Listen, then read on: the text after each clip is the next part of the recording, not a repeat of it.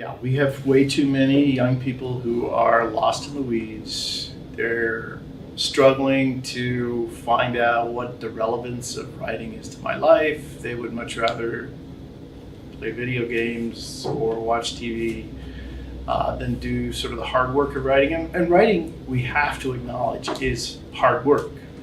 There's so much going on at once. Mechanical, intellectual, and responding to input. I mean, there's so much going on at once in writing, but it doesn't have to be a chore.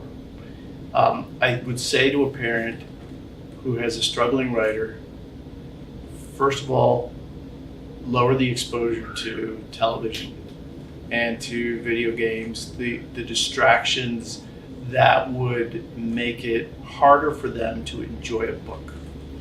And then I would get them lots of good books to read. And oftentimes with a struggling writer, you have a struggling reader.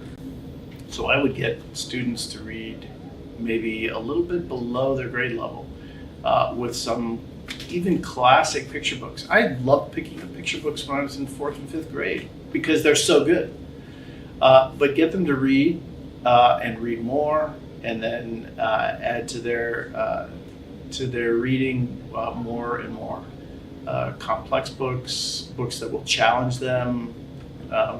And the better the reader, I've often found, the better the writer. So that's step number one. Step number two is to reassure them if they dislike writing, that doesn't always have to be the case. You are not stuck in this rut for the rest of your life. And so one thing I oftentimes encourage parents who are going, well, where should I start in the project?